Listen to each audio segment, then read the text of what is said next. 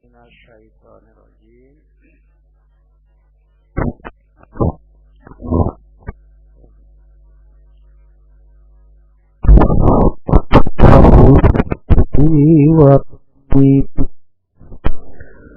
Likumri'im minhum yawma idzin sya'nu yughni. Surat Abasa. Surat Abasa 33, 34, 35, 36, 37. 1, 2, 3, 4. Ini ada 5 kisah.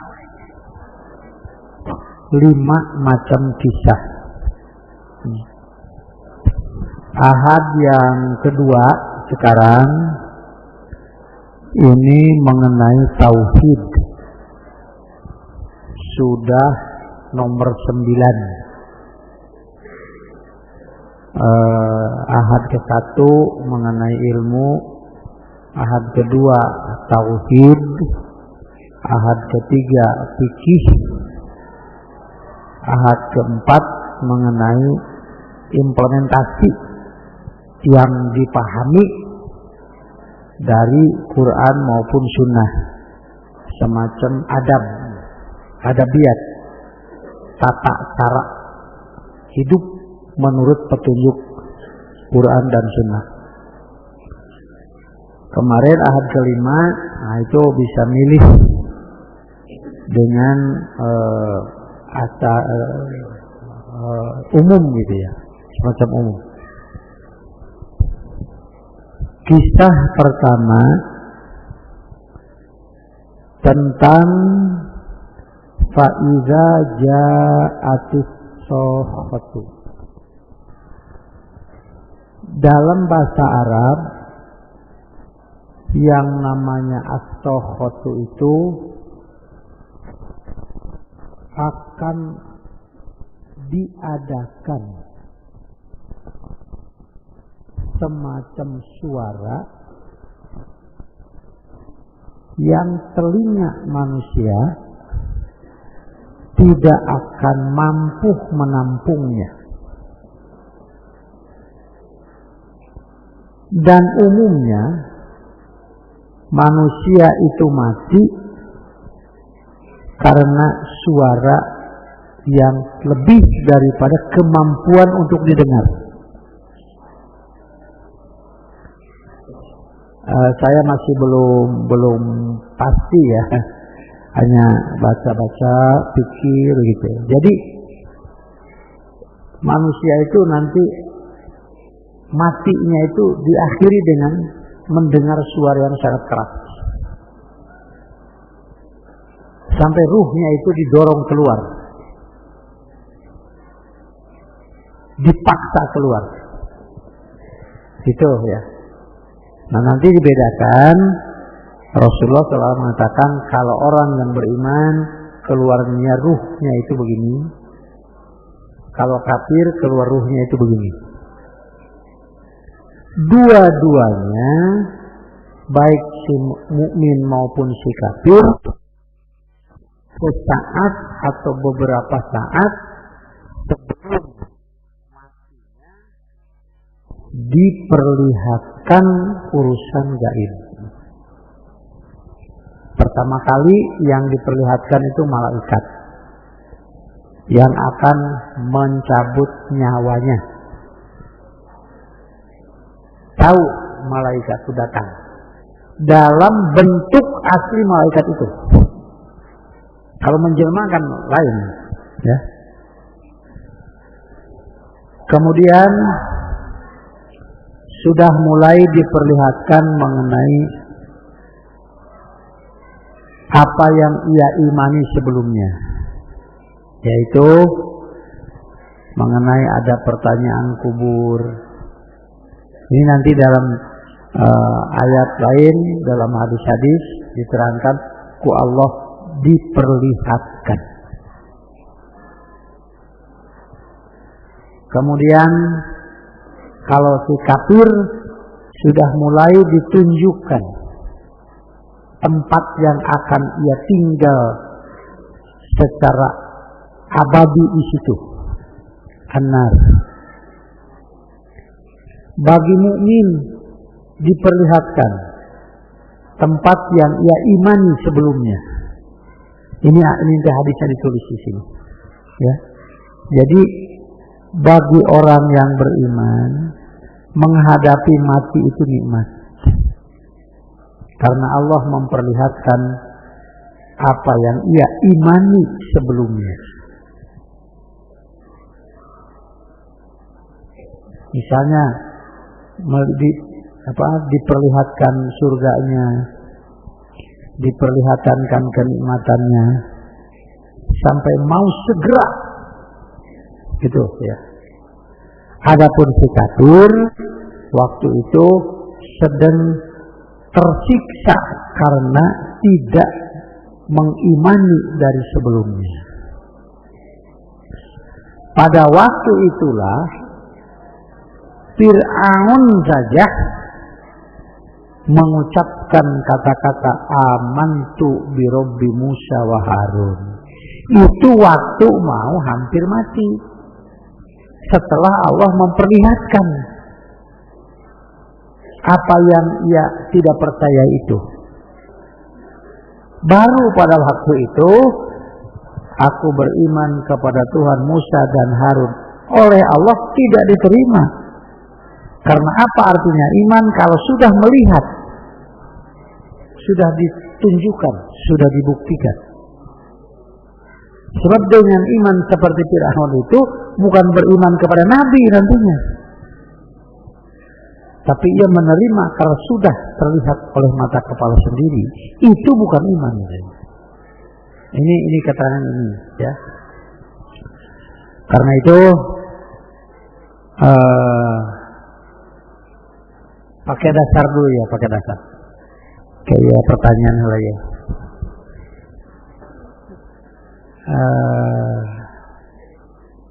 Agungkan nanti jadi. Aduh. Tulisan dosen berarti ya. Arti kesorangan gak cantik. Di bawah ini saya kutip hadis riwayat Muslim dalam bab sholat yang artinya agungkanlah Allah yang maha suci dan maha tinggi di dalam ruku dan bersungguh-sungguh dalam berdoa. Ketika sujud pasti doamu dikabulkan. Betul ini. Ada dalam kitab Sahih Muslim ada ini. Mengenai bacaan dalam ruku dan sujud. Begini masalahnya ya. Hadis ini kan pemahamannya. Kalau kita membaca hadis Bukhari misalnya, ya, hadis Muslim atau hadis-hadis yang diriwayatkan oleh Imam Ahmad, Bukhari, Muslim, Abu Dawud, Tirmidzi, Nasai dan soalnya. Kalau membaca satu hadis saja, itu kadang-kadang tidak terpahami kalau hanya membaca satu hadis. Karena itu, contoh seperti yang ditanyakan ini, di situ kan suka ada babnya. Bab bacaan dalam ruku, bab bacaan dalam sujud. Pada bab itu dicantumkan bukan satu hadis,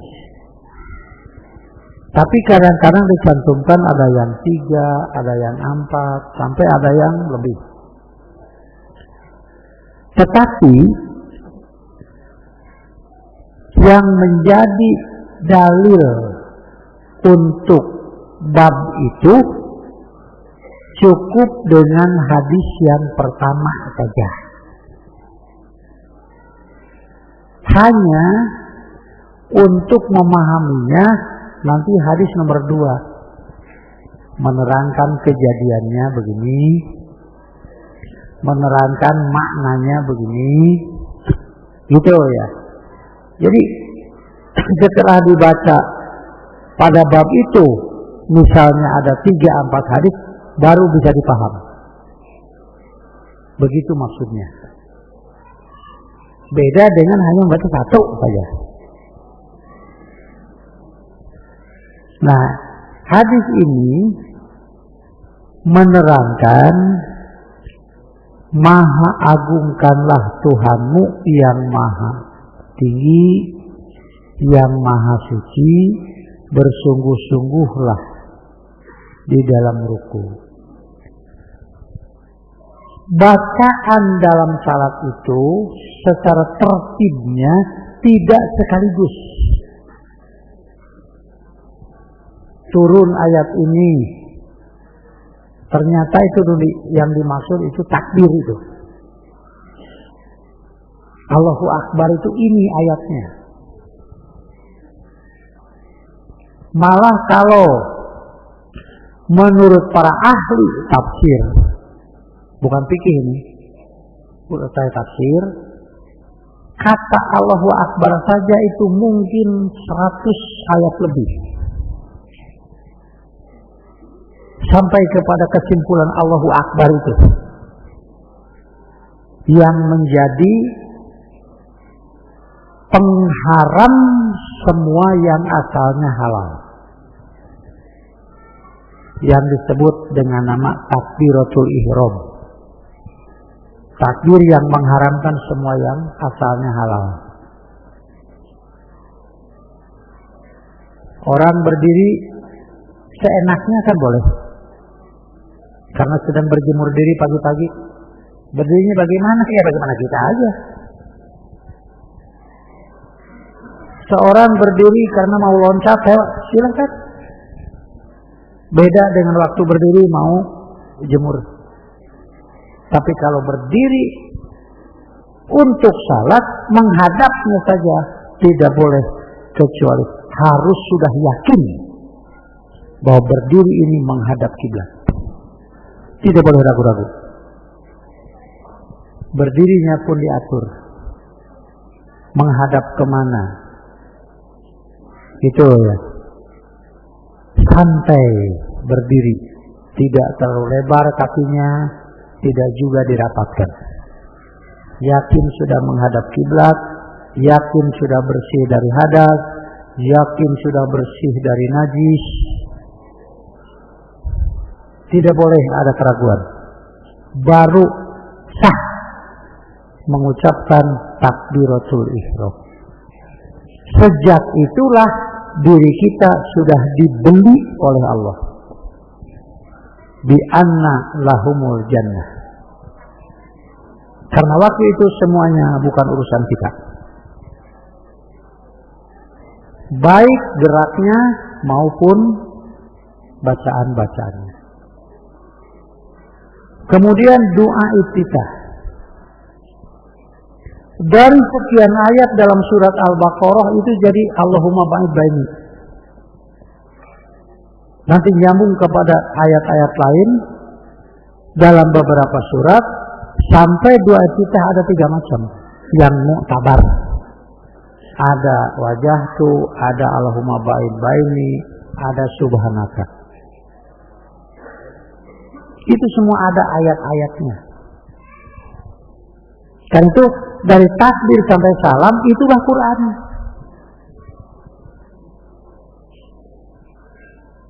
Kalau mau tahu Quran, tak Quran.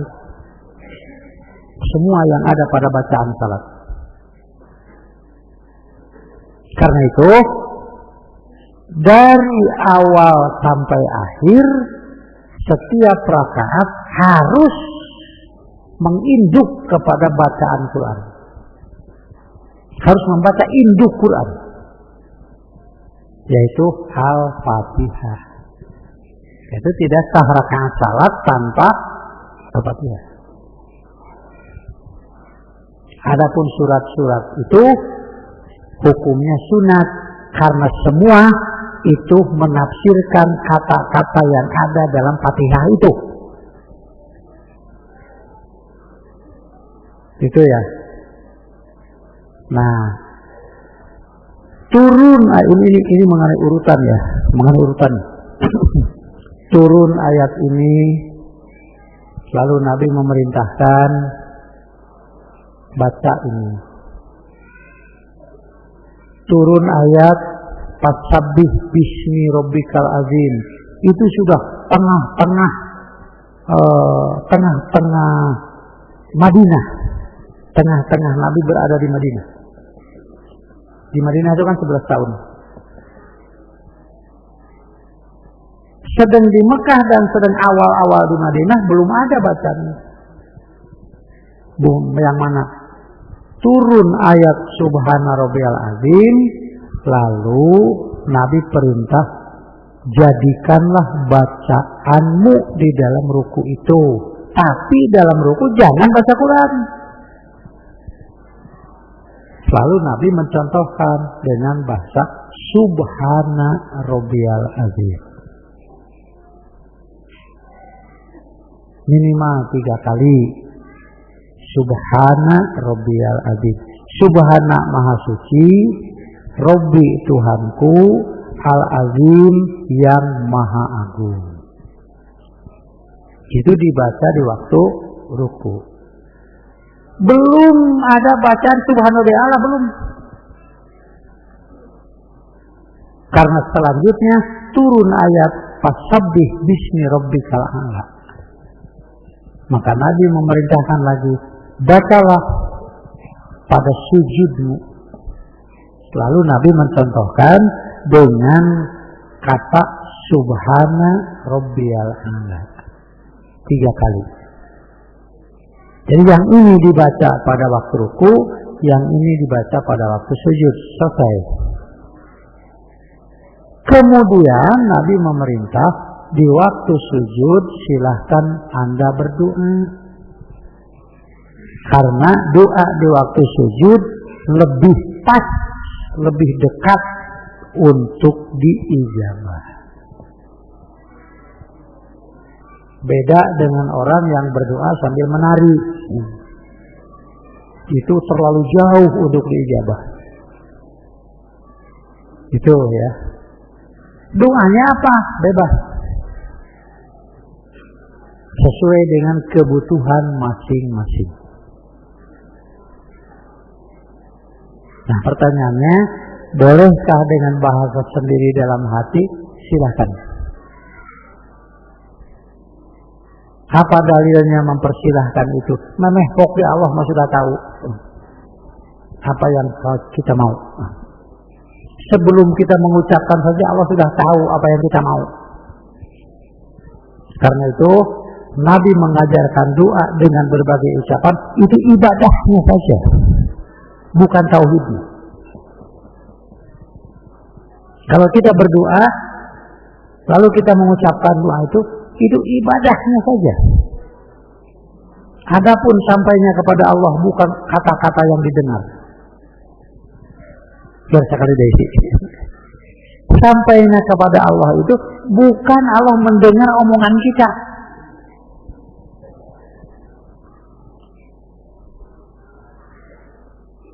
Karena Allah Maha tahu apa yang ada dalam hati kita.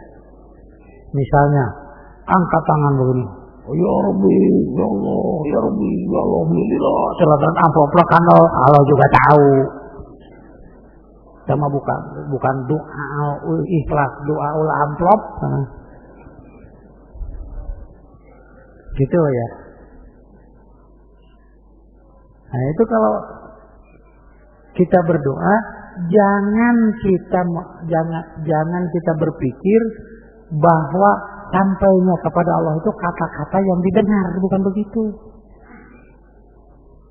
Karena itu dalam bahasa Quran Allah itu bukan sami'un pakai alif sinnya, tapi sami'un, alimun, pakai sigoh mubalaghah dalam bahasa Arab itu. Artinya Allah mendengar, Allah melihat dengan tanpa ada batas. Sampai saya pernah mengatakan di sini, kalau seorang salat di Masjidil Haram terus berdesak-desak ingin dekat Ka'bah, seolah-olah kalau salat dekat Ka'bah kita dekat kepada Allah, itu sudah sedikit-sedikit menyerempet kemusyrikan. Seolah-olah Allah di situ. Tapi kalau kita di Masjidil Haram sengaja berdesak-desak untuk salat agar mendapat tempat di saf pertama, itu mendapat pahala lebih daripada salat di saf yang jauh. Tapi kalau pada saat salat dekat Ka'bah lantaran dukut kepada Allah, Allah di situ, oh tidak boleh. Itu penghinaan itu. Kenapa? Karena yang di luar Islam untuk dekat kepada Tuhan mereka itu harus didohirkan dengan berupa patung-patung. Menyembah Isa, ada patung Isa. Mempertuhankan Maryam, ada patung Maryam. Mempertuhankan itu apa? Di Buddha itu kan ada patung Buddha. Nah itu Islam mengajarkan dengan ajaran yang sangat tinggi. Apa sangat tingginya?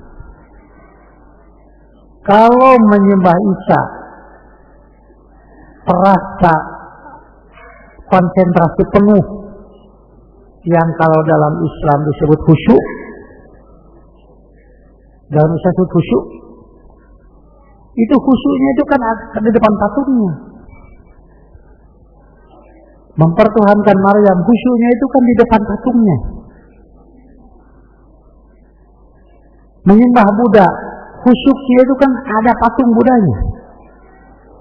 Islam mengajarkan khusyuk itu harus berdasarkan ilmu.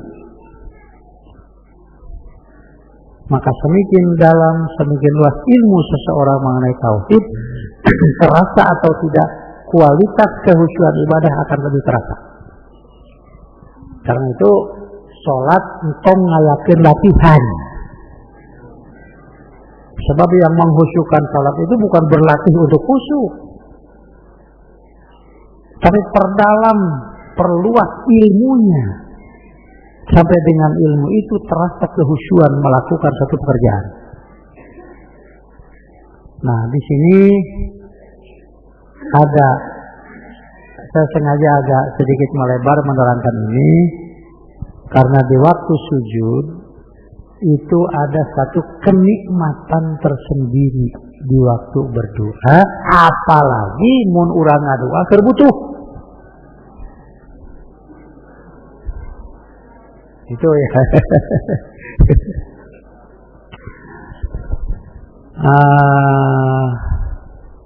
Boleh menggunakan bahasa, silakan aja. Silakan dengan sujud ngadoa dengan bahasa sendiri. Ya bagus kalau dalam hati sajalah. Tong diucapkeun. Itu ikhtiaton, artinya mengambil jalan apik. Itu. Ayat di naon ye sebelumnya saya mohon maaf. Mana teh tulis? Iya ya tulis itu mohon maaf. Hampuraunya. Ini hawatos, kalau tidak dijawab hawatos. Jadi ada seorang suami yang menikah lagi, istrinya sering nangis kalau ditinggalkan. Itu nangisnya itu nangis ibadah itu. Dan ini bukan pertanyaan, tapi kenapa kok lapor kepada saya? Kenapa saya jadi dilaporan? Jadi kalau suaminya sedang pergi kepada yang muda, ini suka nangis karena di rumah gitu. Kumaha hukumna nangis ibadah kan. Nah, apa suaminya mengerjakan yang halal? Cuma perasaan mendorong untuk nangis. Ingat, nangis itu tidak meringankan pekerjaan. Cuma mengurangi beban perasaan.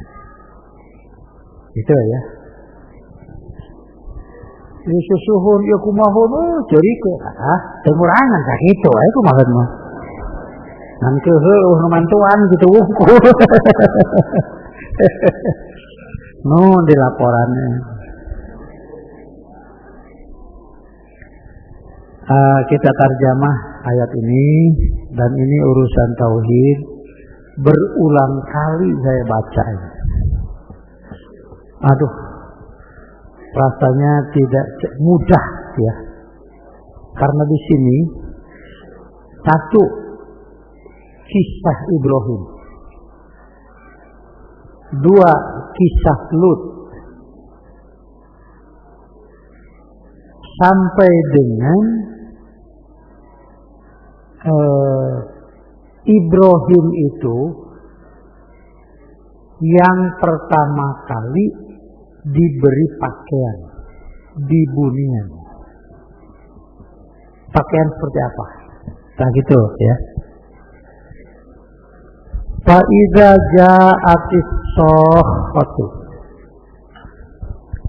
bila datang suara-suara yang memecahkan telinga. Saya cari dalam bahasa Indonesia yang pas kira-kira bahasanya apa sih ya. Ini juga sebagai penjelasan dari surat Al-Baqarah, yaitu mendengar geledeg saja. Surat Al-Baqarah itu kan ada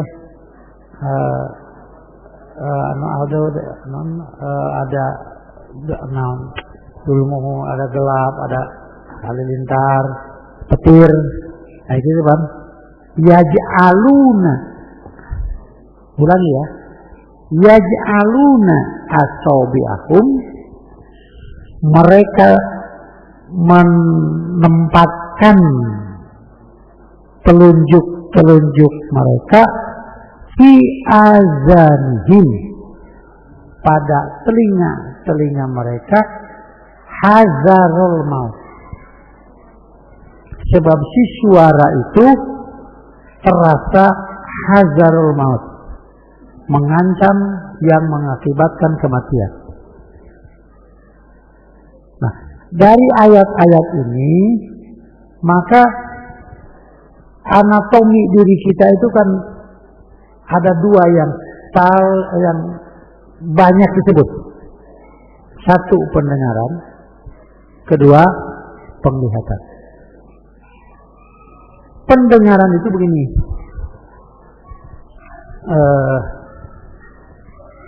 Ini apa ya? Kalau secara fisiknya itu namanya al-uzun. Al-uzun itu artinya satu perangkat khusus dalam diri kita untuk dapat menampung suara. Suara yang masuk itu harus ditampung. Ini berarti nampungnya ini. Ini kan nggak kerasin tulangnya. Daun telinga nggak keras, karena harus apa itu? Nggak geber apa? Kudu ngageber kan? Nanti keras ngageber naik gitu. Ya. Maka di Sunda disebutnya ngageber. Gitu. Bentuknya pun dari kesini suara Terus kaluhur tadi luhur dibalikin di tadi terus. Karena itu kalau kurang dengar sokipat bulan. Nah gitu. Artinya ditambah apa? Ditambah penampungan supaya masuk gitu ya. Nah, ternyata husnul simah, bagusnya perangkat pendengaran, sempurna dalam menerima suara itu nanti ada kaitan dengan berbicara, disebutnya al-kalam. Karena itu yang tuli sejak lahir nanti tidak bisa bicara, gagu. Nah, di dalam Al-Baqarah tadi, lau sya'allahu fadrul ya, la zahaba, gitu. Ini bukan biudunihim, bisamihim. Ini ada usul nih dari ibu-ibu kalau nulis cing kalau deh satu ketingali gitu ya. Segede-gede panto. Law sya'allahu la zahaba bi sam'in.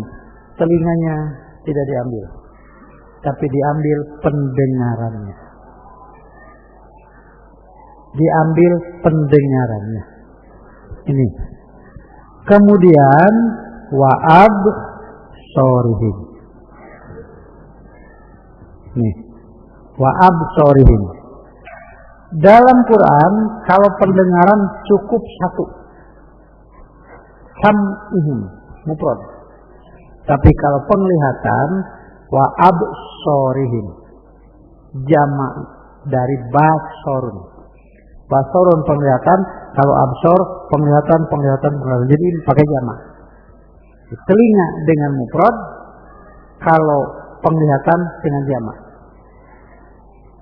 Artinya bisa dimaknai orang yang tuli itu masih berkomunikasi bagus. Urang we keun batur sina ngomong sing tarik. Gitu. Dan ada alat-alat. Tapi kalau absor ini jama'. Jadi lebih berat buta daripada tuli. Maka Quran datang ini lebih dulu. Dibacakan oleh Jibril, didengar oleh Nabi. Kemudian dibentuk tulisan dengan ini. Dibaca. Bacaan harus sesuai dengan apa yang didengar. Itulah Quran. Jadi Nabi menerima Quran dari malaikat Jibril, suara hurufnya pun diajarkan. Suara hurufnya. Jibril baca, Nabi dengar. Nabi dilarang mengucapkan sebelum Jibril selesai membacakan. Sampai kata demi kata didengar langsung suara Jibril itu. Itu ya. Panjang, pondok, gitu. Sudah ada lagunya. Ya. Dilagukan, tidak dilagukan, baca Quran tidak boleh beda dengan panjang pendek yang sudah tercantum dalam Quran. Nah, di sini ya, la sya'allahu la zahaba bisamihim wa'ab. Sorry, kalau ini oleh Allah sudah dicabut. Manusia layar jiun, tidak akan bisa kembali kemana? Pahum layar jiun, mereka tidak akan kembali kemana? Dan yang dimaksud kembali itu sudah pergi kemana? Perginya kemana? Nanti pulangnya kemana? Orang yang sudah dicabut pendengaran dan penglihatan mereka tidak akan bisa kembali. Kembali dalam arti kepada at-tauhid. Gitu ya. Ayat ini menerangkan fa'idza ja'atis shakhatu. Nanti apabila sudah datang suara-suara yang memecahkan telinga. Kemarin ada gempa ya, malam-malam itu kecil, itu masih kecil dibanding dengan zalzalah. Dari rumah berteriak, kemudian keluar karena gantungan bohlam itu goyang. Bagaimana nanti kalau dengan tanpa diduga sebelumnya keluar suara yang as-shakhah? Di waktu itu orang-orang yang beriman akan menikmati imannya. Ada seorang ahli ibadah ya, yang saya tahu gitu, ahli ngaji, pemakmur masjid. Nah, waktu beliau itu mau wafat, saya diberitahu oleh anak-anaknya, kata dokter, kalau ini dicabut itu sudah selesai, meninggal. Tapi ini terus dipasang. Kalau ini tidak dicabut, berarti akan memanjangkan penderitaan. Begitu. Ini tetap bakal ketemu akhir. Dan sekarang kita melihat, aduh, tidak tega. Gitu. Kan kita tidak tega melihat. Tapi berdasarkan Quran, berdasarkan hadis, menurut yang saya tahu bagaimana di waktu hidupnya, saya berkesimpulan, biarkan.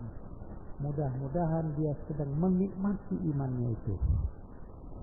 Karena Allah sedang memperlihatkan apa yang dia imani sebelumnya. Nah, sudah pada ngomong begitu, setengah jam meninggal. Gitu ya, hanya setengah jam kira-kira meninggal. Kalau kita perhatikan, bukan cuma orang lain yang akan begitu, kita pun pasti akan sampai ke sana. Karena itu, waktu menguburkan Pak siapalah, saya lupa lagi, ada dua orang, seorang jenius ya, seorang insinyur gitu, berdiri waktu ngubur itu, dia mengatakan, terima kasih Pak Ustaz. Terima kasih naon itu. Dia mengatakan terima kasih. Apa? Terima kasih apa? Saya ingat di waktu pengajian, apa? Nabi bersabda, ka'annahu ila ghairina yusir. Mati itu seolah-olah hanya akan kena kepada yang lain. Waktu ngubur itu dia ingat hadis itu. Ternyata bukan hanya kena kepada orang lain. Nuhun saya diwartakan hadisnya itu. Sebab kalau tidak membaca hadis itu, pikiran tidak akan tergugah. Seolah-olah keranda itu kita bikin bagi yang lain saja. Gitu ya. Nah, as-shakhah di sini sampai begitu hebatnya as-shakhah itu, yauma yafirrul mar'u min akhihi. Pada hari itu setiap orang lari dari saudaranya. Wa ummihi wa abihi, dari ibunya dan bapaknya, wa sahibatihi wa banihi, dari istrinya dan anak-anaknya. Jadi tinggal urang sorangan ini.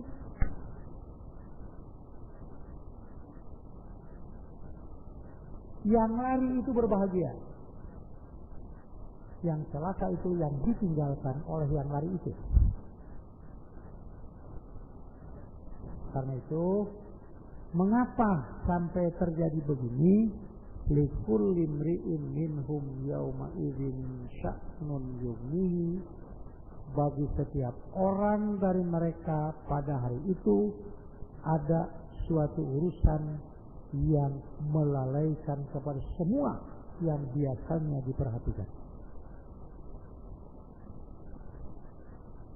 Al-Hasanul Basri, seorang tabi'in yang ilmunya luas, pendapat-pendapatnya banyak dikutip oleh para penulis fikih, penafsir.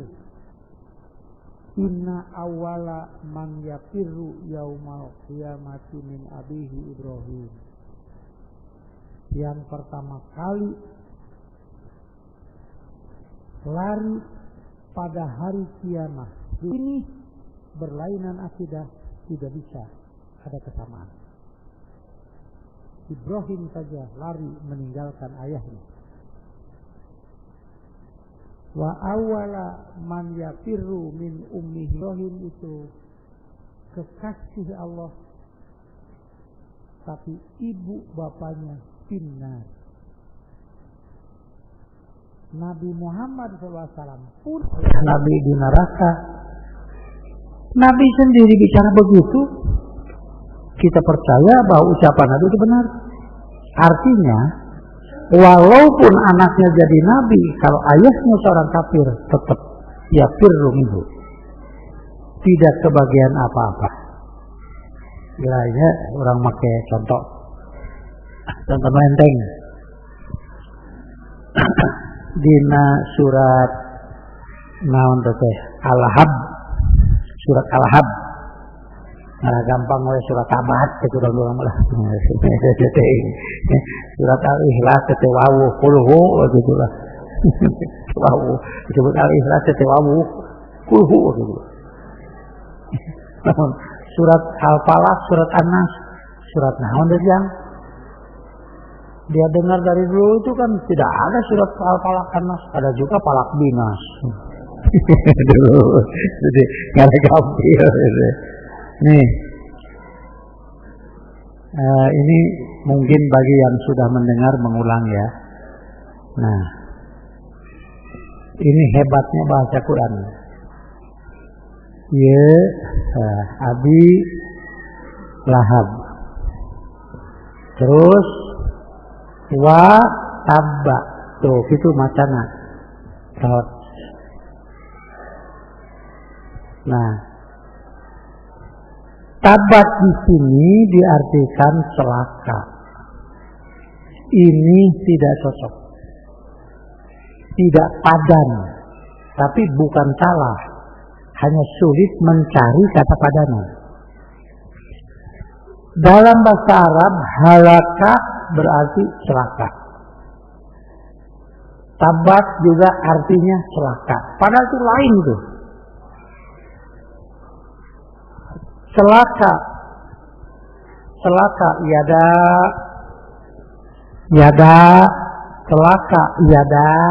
dua tangan Abi Lahab. Kakinya, kakinya celaka nggak? Ini ya, celaka dua tangan Abu Lahab. Kalau kepalanya? Jadi kalau mengartikan Quran menurut bahasa yang ada, susah itu. Abu Lahab itu bahagia, yang celaka cuma tangannya saja. Perutnya tidak. Kau mau bujur nama jauh. Gitu ya. Nah ini dua tangan. Nah, yang dimaksud dengan tabat itu begini. Seorang naik sepeda, ketabrak motor, celaka bukan? Celaka, bukan tabat itu. Bukan. Dia bangkit lagi, kemudian ada lecet. Enggak, itu celaka. Tapi celaka seperti itu bukan tabat. Ada orang naik ke pohon, kemudian terpeleset, jatuh. Celaka tidak? Sampai patah kakinya. Untung cuma kakinya. Tuh, nyata celaka. Untung potongnya tak boleh lah, mau dua anak. Oh gitu ya. Jadi itu celaka. Bak, mati sekaligus. Untung sekaligus. Muntulu. Loh, kumaha itu. Untungnya sekaligus. Aduh. Nah gitu ya. Nah, arti tabat ini apa? Arti yada ini apa? Abi Lahab ini nama orang. Tabat yada ini make tak. Kayaknya ya tabat, tapi mah make tak ya. Dina bahasa Arab ikut masantren sekalian. Mu'annas. Jadi anggota badan yang dua-dua dalam bahasa Arab kalau dibahasakan itu harus berbentuk ta'nis. Mu'annas. Karena itu pakai ini.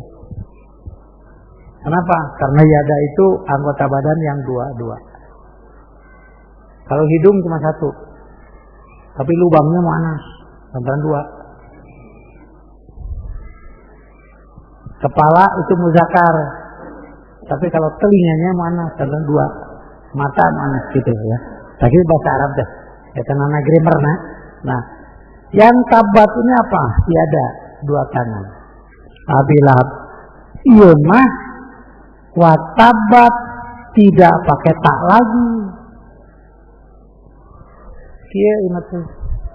Tabat tiada Abi Lahab watabat. Sana tabat. Sanu tabat teh, nu tabat. Nama iya tah.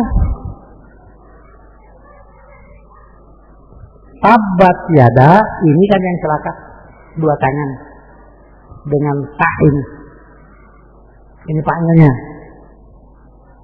Tiada Abi Lahab watabba. Nah, tabba mah tidak pakai tak utamis. Lantaran yang celaka bukan tangannya saja, tapi iya tah Abu.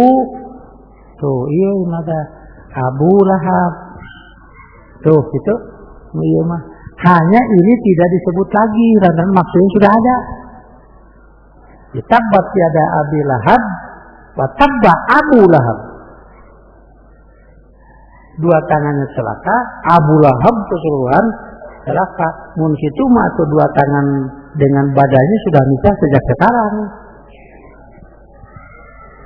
Tah eta perlu namahamkeun Quran teh. Tidak sesederhana itu.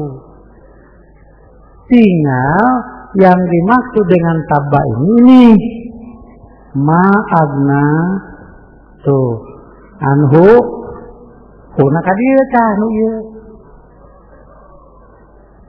Bukan huna, bukan kat sini. Bukan kepada dua tangan. Tapi anhu dari Abu Lahab. Apanya yang ma'agna itu tidak akan menyelamatkan dia. Anhu dari Abu Lahab. Apanya? Maluhu wa ma kasab. Jadi tingkat Abu Lahab kekayaan mah banyak. Cuma kekayaannya ma'agna anhu wa ma kasab. Jadi hartanya dan seluruh usahanya. Siti Aisyah ditanya, apa arti ma'agna anhu maluhu wa makasab? Aisyah menjawab, waladur rajuli min kasbihi. anak yang lahir itu adalah hasil kasab seseorang. Nah, karena anak yang lahir itu hasil kasab dia, maka apapun amal si anak, ibu dan ayah kebagian pahalanya selama beriman dan beramal saleh. Kalau itu saya sering menganjurkan, kalau betul sayang kepada ibu bapak, benar ibadah. Berusaha sekuat tenaga sampai menjadi seorang muzaki, bisa mengeluarkan zakat. Jangan menjadi penerima zakat. Mengapa? Kalau anak menerima zakat, ibu bapak tidak kebagian pahala. Mengapa? Menerima zakat masih tidak diberi pahala. Yang diberi pahala itu yang mengeluarkan. Mana yang beruntung? Karena itu orang yang ngaji ngerti anak itu didorong untuk melakukan ibadahnya, melakukan sedekahnya, melakukan infaknya. Kenapa? Karena ibu bapak itu akan mendapat pahala yang sama. Karena anak yang lahir min kasbihi. Nabi ditanya, bolehkah ibu saya yang sudah mati dihajikan oleh saya? Kata Nabi, hajikan. Kenapa? Iya. Tidak usah kamu menghajikan dia, kamu saja ibadah haji. Karena pahalanya sama, begitu. Saya tak paham benar aja. Ayo ngayakeun panitia ngahajikeun. Gitu. Atau jelema teh kabobodo. Bisi ada orang yang sudah membayar sekian juta, sekian puluh juta, menghajikeun, ambil lagi uang itu. Atau jelaskan saja, sudah infak saja lah sudah. Nah, di sini ditanya di akhirat, sama kayak mayar atau jadi haji itu, mubadi rongkok. Dipeta infak, matanya reng haji kan mayar. Nah ini ya, ini satu pembodohan, jangan bobodoh. Nah, ini Abu Lahab punya anak yang jadi sahabat namanya Utbah. Namanya Utbah. Jadi sahabat Nabi. Abu Lahab tidak kebagian dari pahala salat anaknya. Abu Lahab tidak punya wadah mendapat pahala dari infak dan sedekah anaknya. Abu Lahab tidak kebagian pahala dan jihad anaknya. Mengapa? Ma'adna anhu maluhu wa makasab. Inilah yang dimaksud dengan tabbat yada Abi Lahab. Itu ya.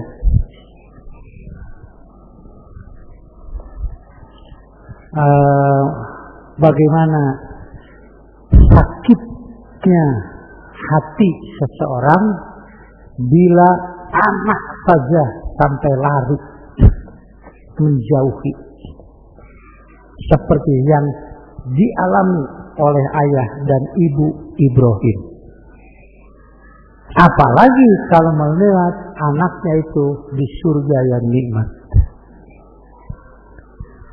Wa awwala man yafirru min ibrihi Nuh.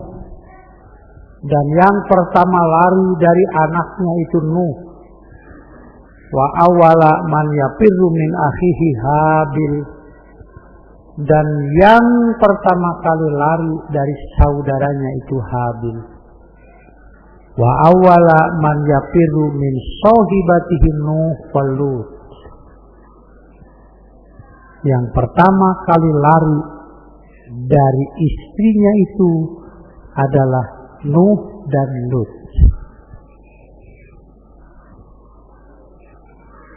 Ini diambil dari kitab tafsir Ad-Durrul Mansur. Di situ dikatakan riwayat Ibnu Asakir. Rawahu Ibnu Asakir. Ini kurang alif nih. Ibnunya kurang alif.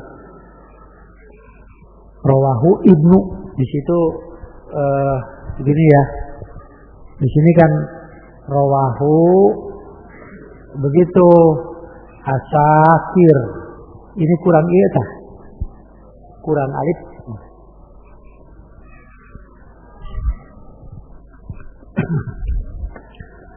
An Abi Hurairah radhiyallahu anhu anna Rasulullah sallallahu alaihi wasallam qala la taqumus sa'atu hatta tatlu asy-syamsu min maghribiha. Tidak akan terjadi kiamat sampai matahari terbit dari tempat terbenamnya. Artinya sudah awut-awutan susunan dunia ini.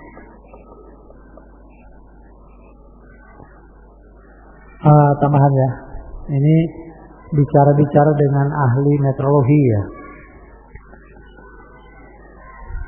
Ternyata kalau matahari itu dianggap sebagai pusir ya, pokok dari seluruh alam cakrawala lah katakan, sekarang pikiran sudah bergeser. Setelah melihat sekian bintang-bintang, menurut penelitian ternyata masih banyak yang belum dapat diketahui dan ada bintang yang besarnya sekian kali lipat lebih. Kalau begitu yang diberi sumber yang mana? Ini pikiran manusia ini. Sayang, sebelum sampai kepada kepastian, umur manusia terlalu pendek. Sanangus, tidak ada penelitian yang selesai, tidak ada.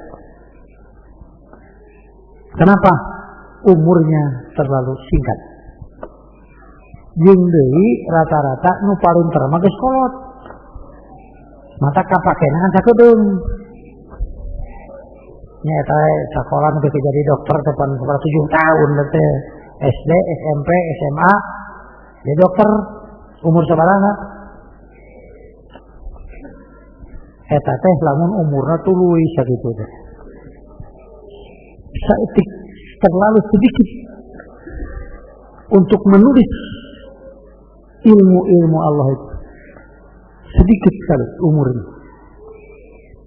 Sebentar lagi bulan Ramadan. Kamari pan asa karasa kene salat Id. Isdek Ramadan deui. Isdek Ramadan deui. Ingat-ingat gitu ompong we. Rarasaan teh terubah alak.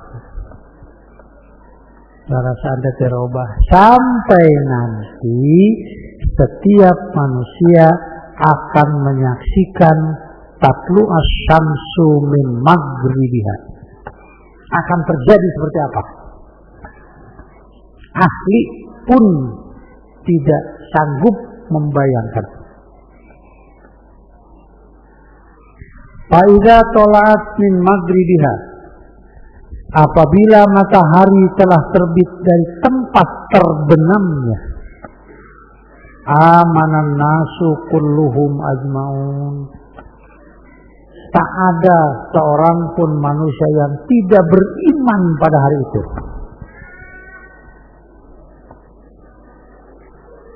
Fayauma idzin, maka hari itu, hari terjadinya terbit matahari dari tempat terbenamnya, layan fa'u nafsan imanuha. Orang yang beriman pada waktu itu saja tidak lagi manfaat bagi dirinya. Ini yang saya tadi dahului, seperti Fir'aun setelah Allah perlihatkan apa yang disampaikan oleh Musa alaihissalam, maka Allah tidak menerima lagi pernyataannya.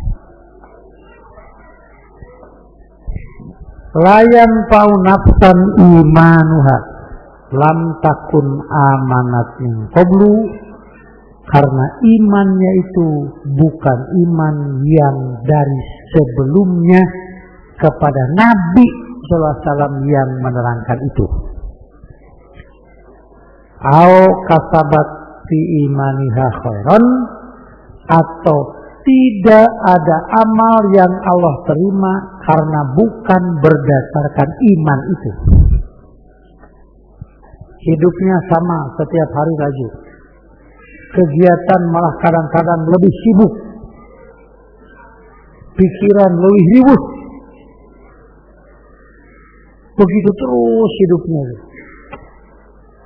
Tak ada yang Allah hargai sedikit pun, tidak ada. Kalaupun dia berbuat menolong sesama, berbuat baik kepada ibu bapaknya, kadang-kadang memperhatikan orang yang butuh, kalau bukan karena iman, Allah tidak akan menghargai.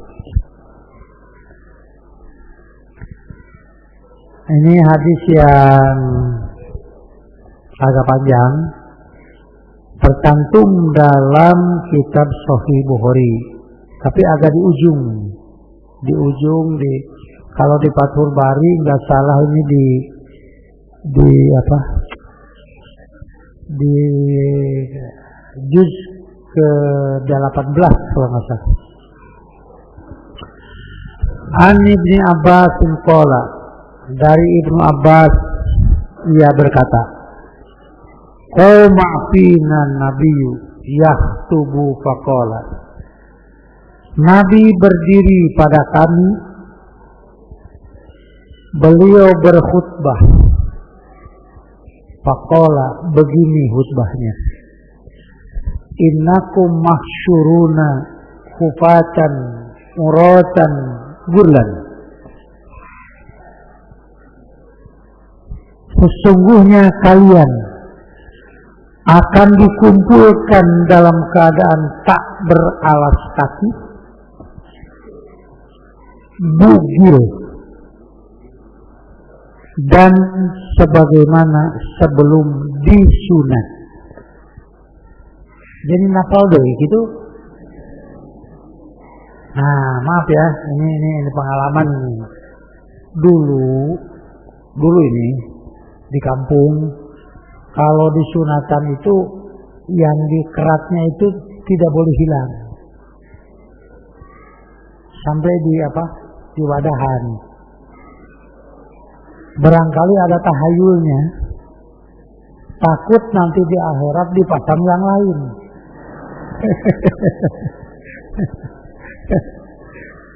Sampai di itu di luhuran parasnya diunun gitu mesti bau. Itu tahayul, buang saja, buang nggak apa-apa. Sebagaimana ada tahayulnya kalau yang melahirkan ada plasenta, Bali plasenta itu ya, itu dapur makanan untuk janin melalui salurannya itu. Tadi kena bujal, apa bujal ya, besar begitu. Itu napasnya, makannya, minum segalanya dari situ. Dapur itu dapur. Nah, setelah anak itu lahir, dipotong kira-kira 10 cm di talian ku bidan, ku paraji ada yang jadi talian. Itu cukup untuk 1 minggu. Kalau belum masuk makanan dari mulut. Gitu ya. Setelah habis nanti kering. Lepas saja. Jadi saja ini pusat begitu. Anu ku ayeuna mah pandi karemong-temong teh geuning. Sakitu do soro ge temong-temong we.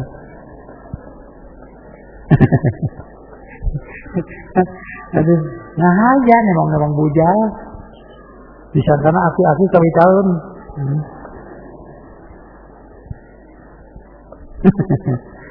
Nah, ada tahayulnya. Diwadahan kepada apa namanya? apa yang dari tanah itu kan? Penil namanya. Periuk. Nah, pakai bumbu koneng, ada asam, ada apa gitu, ditutup, lalu harus dikubur di sudut tiang rumah. Selama 7 hari harus pakai pelita. Malam-malam tuh. Lampu. Ini bukan ajaran Islam. Bukan. Karena ditahayulkan supaya anaknya nanti terang benderang. Gitu ya. Itu dulu. Sekarang mah bagaimana kalau dibuang saja, enggak apa-apa. Hanya menurut medis katanya itu bisa jadi bahan untuk kosmetik. Karena itu di barat ada yang kalau melahirkan si plasenta itu disimpan di bank. Karena di situ pun mengandung obat untuk penyakit-penyakit tertentu. Menurut penelitian, gitu ya. Sampai ada yang jual beli ini untuk kosmetik, ya. Sudah jadi kosmetik dipakai mengulas muka itu, ketika bunga itu jadi sigap plasental, gitu.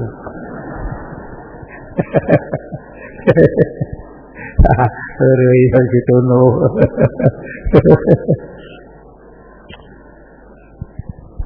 Gurlan itu artinya ya seperti sebelum dihitan. Seluruh manusia waktu itu tidak ada yang tertutup auratnya. Tidak ada. Siti Aisyah berkata kepada Nabi, "Ya Rasulullah, sejak dulu aku menutup aurat. Sejak dulu tidak ada orang yang melihat auratku kecuali suami. Nanti di yaumul qiyamah tak ada yang berpakaian. Alangkah malunya aku nanti dilihat oleh setiap orang." Nabi menjawab, "Yauma idzin sya'nu yughni." Tidak, Aisyah. Pada waktu itu manusia tidak lagi akan memperhatikan seperti yang kau pikirkan. Karena amat sibuk dengan keadaan keselamatan dirinya. Nah di sini wa inna awwalal khalaiqi yuksa yaumal qiyamati Ibrahim. Ibrahim itu di belakang Nabi Muhammad. Nabi di depan, tempat duduk khusus namanya Al-Wasilah. Dari situlah Nabi mohon izin kepada Allah untuk mensyafaati bagi keselamatan umatnya. Ibrahim menyaksikan.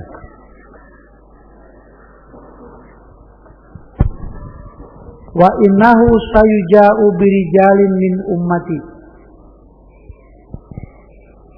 Bakal didatangkan sekian banyak orang dari umatku, fayukhadhu bihim zatat shimal.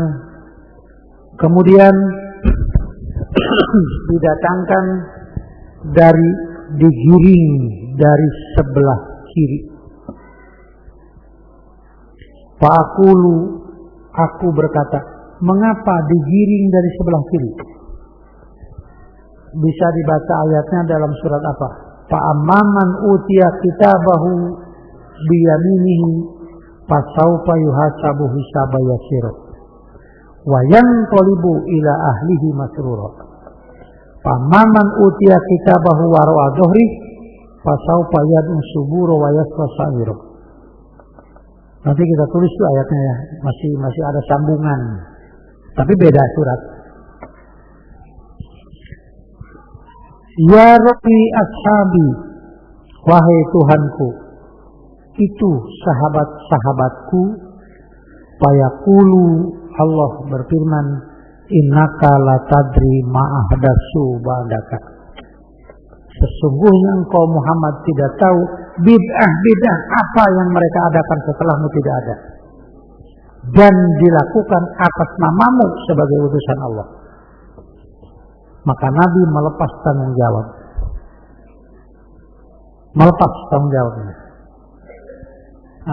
Tadinya mau ditulis ya, hadisnya agak panjang. Ya Rasulullah, Anda mengenal kami karena Anda melihat kami. Kami bersama-sama denganmu. Bagaimana Rasulullah mengenal umat setelah Anda tidak ada? Nabi menjawab, min asari wudu'ihim. Aku mengenal mereka ada bekas-bekas wudunya. Wudu yang bagaimana yang dikenal Nabi itu? Tentu wudu yang diajarkan dan dipertanggungjawabkan oleh beliau. Gitu ya. Atau anu tarawulu mah Nabi wae teu wawuh. Kepada yang tidak suka wudu mah Nabi saja tidak kenal.